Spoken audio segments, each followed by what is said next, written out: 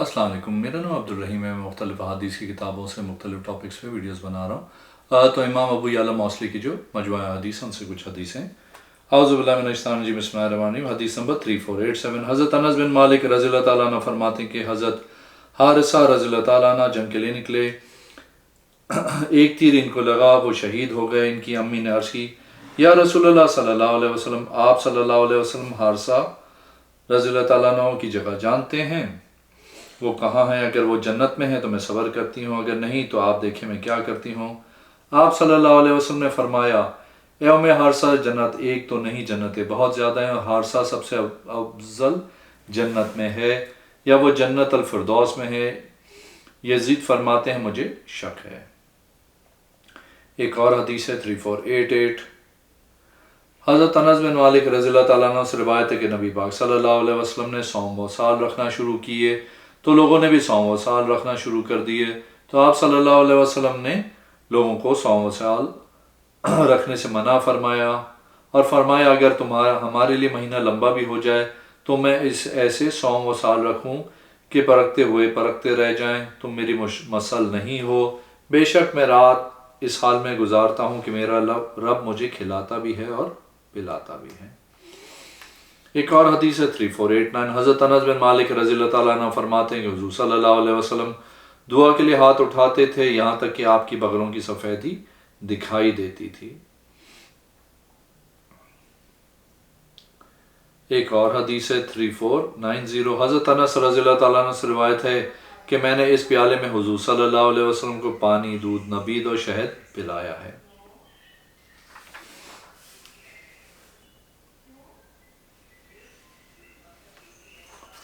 एक और हदीस है 3491। हज़रत साबित फरमाते हैं, मैंने हज़रत अनस रज़ियल्लाहु तआला अन्हु को एक ख़ानदान की औरत को फरमाते हुए सुना, क्या तू फलानी को पहचानती है? बेशक हुज़ूर सल्लल्लाहु अलैहि वसल्लम इसके पास से गुजरे, वो कब्र पर रो रही थी।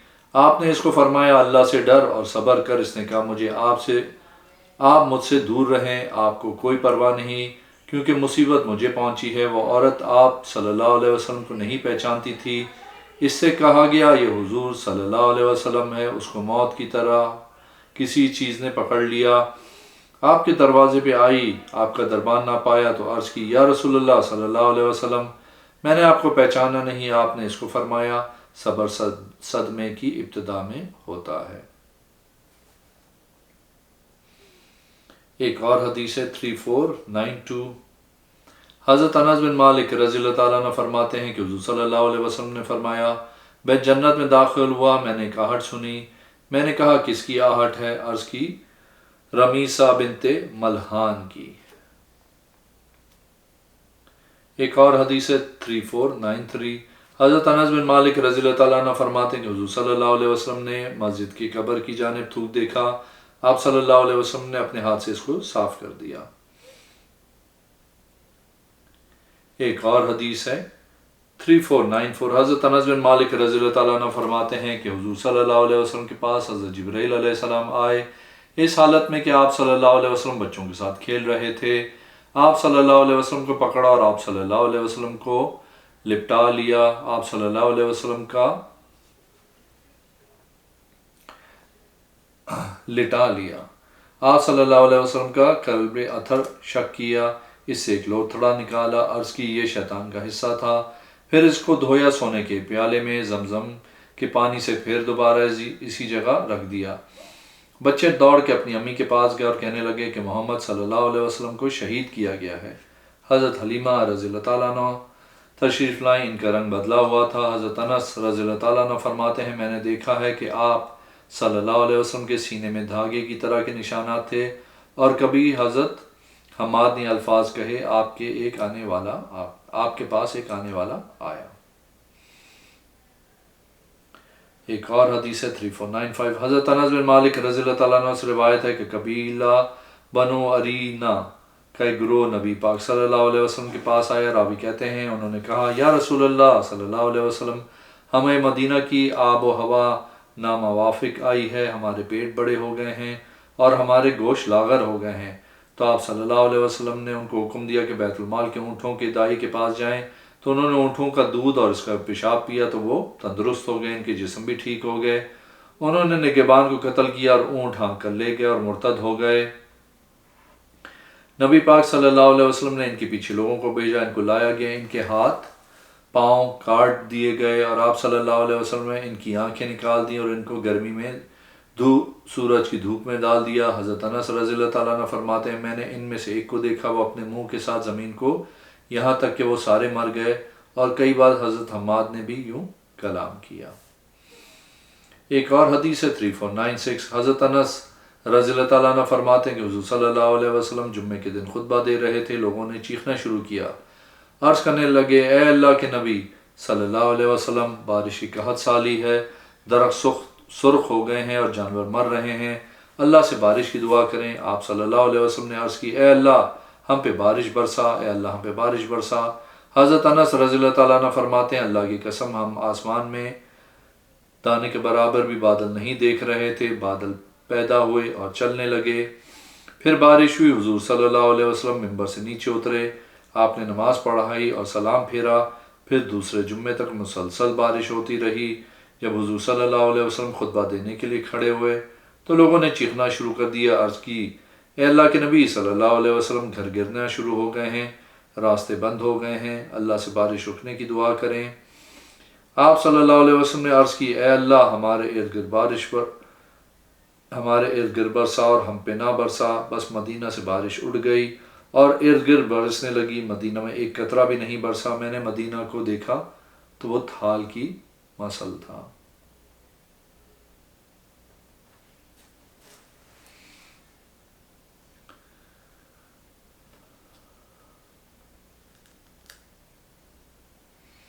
ایک اور حدیث ہے 3497، حضرت انس بن مالک رضی اللہ تعالیٰ عنہ فرماتے کہ حضرت ام سلیم رضی اللہ تعالیٰ عنہ حضرت ابو طلحہ رضی اللہ تعالیٰ عنہ کے ساتھ تھیں۔ خیبر کے دن حضرت ام سلیم رضی اللہ تعالیٰ عنہ کے پاس خنجر تھا۔ حضرت ام سلیم رضی اللہ تعالیٰ کو حضرت ابو طلحہ نے فرمایا، اے ام سلیم یہ کیا ہے؟ عرض کی، یہ خنجر ہے، اگر مشرکوں میں سے کوئی میرے قریب آیا اس کے ساتھ ماروں گی۔ حضرت ابو طلحہ رضی اللہ تعالیٰ عنہ نے عرض کی، یا رسول اللہ صلی اللہ علیہ وسلم، آپ سن رہے ہیں کہ ام سلیم کیا کہہ رہی ہیں؟ آپ صلی اللہ علیہ وسلم نے فرمایا، یہ اس طرح کچھ کہہ رہی ہیں، ابو حرب کے پاس جا، اسے قتل کر۔ فرمایا، بے شک اللہ کافی ہے اور اچھا ہے۔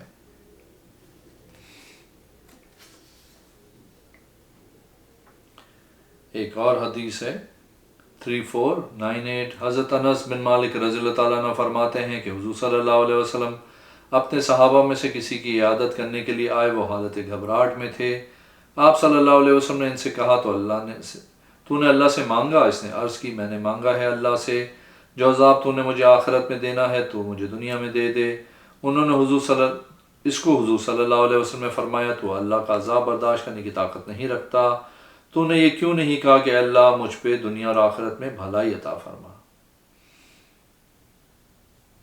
ایک اور حدیث ہے، حضرت انس بن مالک رضی اللہ تعالیٰ عنہ فرماتے ہیں کہ حضور صلی اللہ علیہ وسلم نے انصار کے ایک آدمی کی عیادت کی۔ آپ صلی اللہ علیہ وسلم نے فرمایا، خالو کہہ لا الہ الا اللہ۔ حضرت ثابت نے کہا، آپ کے چچا ذات یا خالو تھے؟ فرمایا نہیں بلکہ خالو تھے، اور اس نے کہا میرے لیے بہتر ہے؟ کہا، فرمایا جی ہاں۔ ایک اور حدیث ہے 3500، حضرت انس رضی اللہ تعالیٰ عنہ سے روایت ہے، میں نے اپنے پیالے میں حضور صلی اللہ علیہ وسلم کو پانی، دودھ، نبید اور شہد پلایا ہے۔ ایک اور حدیث ہے 3501، حضرت انس بن مالک رضی اللہ تعالیٰ عنہ سے روایت ہے کہ حضور صلی اللہ علیہ وسلم نے فرمایا، سیدھے رہو، برابر ہو جاؤ۔ فرمایا، ذات کی قسم جس کے قبضہ قدرت میں میری جان ہے، میں تم کو پیچھے سے ایسے ہی دیکھتا ہوں جیسے آگے سے دیکھتا ہوں۔ ایک اور حدیث ہے 3502، حضرت انس بن مالک رضی اللہ تعالیٰ عنہ فرماتے ہیں، اہل یمن حضور صلی اللہ علیہ وسلم کے پاس ہے، عرض کی ہمارے ساتھ ایسا آدمی بھیجیں جو ہمیں دین سکھائے۔ آپ صلی اللہ علیہ وسلم نے حضرت ابو عبیدہ بن جراح رضی اللہ تعالیٰ عنہ کا ہاتھ پکڑا اور ان کے ساتھ بھیج دیا، فرمایا یہ امت کا امین ہے۔ ایک اور حدیث ہے 3503، حضرت انس بن مالک رضی اللہ تعالیٰ عنہ فرماتے ہیں کہ ایک آدمی نے عرض کی، یا رسول اللہ صلی اللہ علیہ وسلم، میرے ماں باپ کہاں ہیں؟ فرمایا جہنم میں۔ جب وہ چلا گیا، آپ صلی اللہ علیہ وسلم نے اس کو بلوایا، فرمایا میرا چچا اور تیرا باپ جہنم میں ہے۔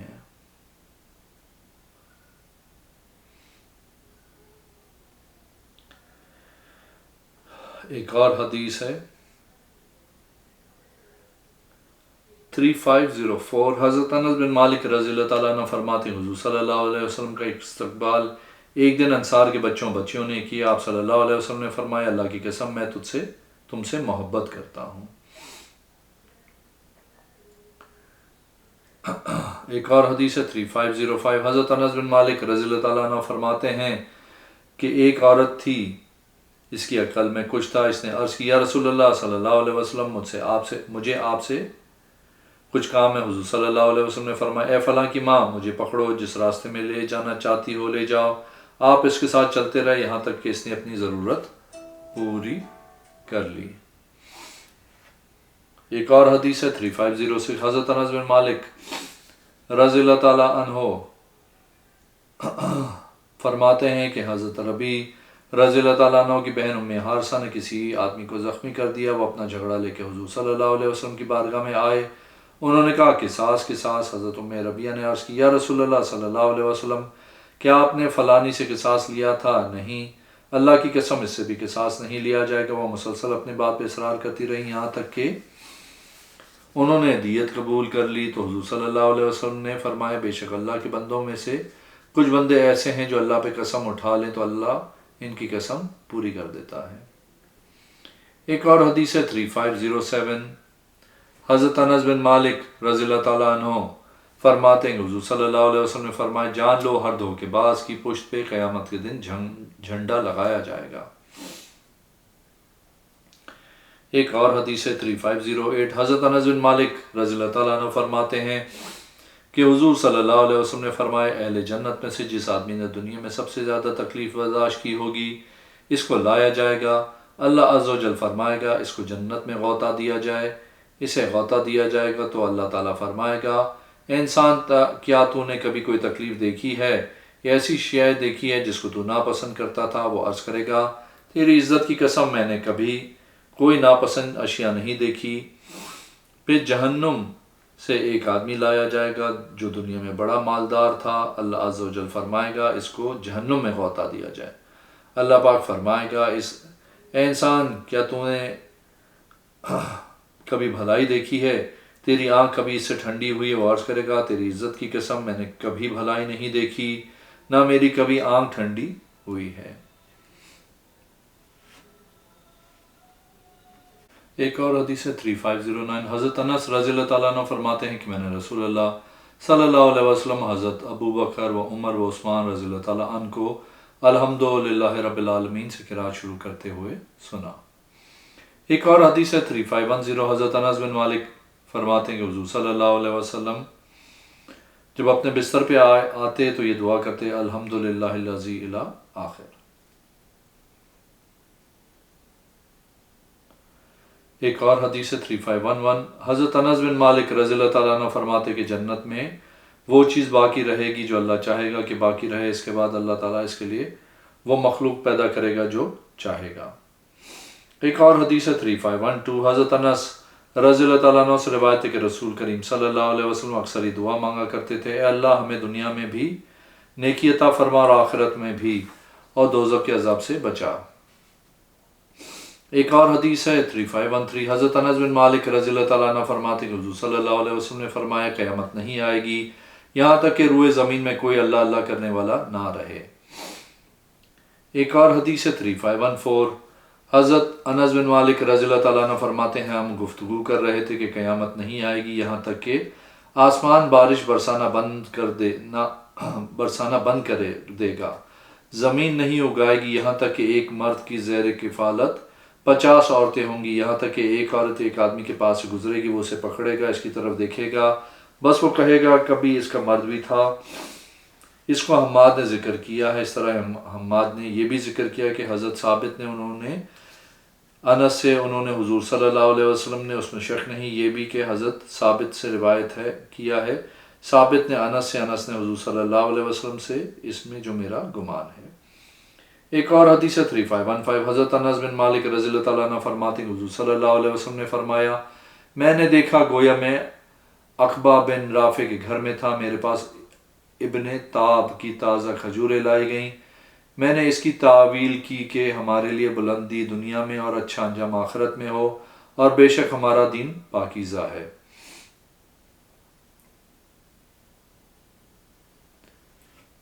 ایک اور حدیث ہے 351 حضرت انس سے روایت ہے، انہوں نے یہ آیت پڑھی، بے شک ہم نے آپ کو خزانے کا مالک بنا دیا، رسول کریم صلی اللہ علیہ وسلم نے فرمایا مجھے کوثر عطا فرما دی گئی، بس وہ ایک دریا ہے جو مسلسل چل رہا ہے، اس کے دونوں کناروں پہ موتی کے پیالے رکھے ہوئے ہیں، میں نے اس کی مٹی میں ہاتھ مارا جبکہ وہ خوشبودار کستوری تھی، اور اس کے اندر کنکریاں بھی موتیوں کے ہیں۔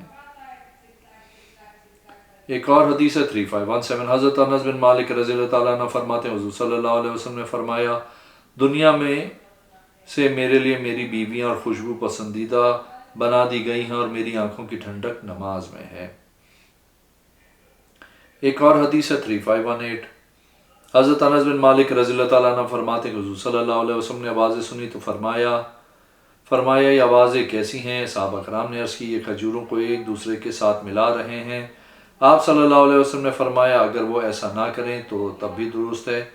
وہ صحابہ کرام رک گئے، انہوں نے 1 سال ایسا نہیں کیا، ان کو نقصان ہوا۔ یہ بات حضور صلی اللہ علیہ وسلم کے سامنے کی گئی، آپ صلی اللہ علیہ وسلم نے فرمایا جب دنیا کا معاملہ ہو تو تم ضرور کر لیا کرو، اگر دین کا معاملہ ہو تو میری طرف رجوع کیا کرو۔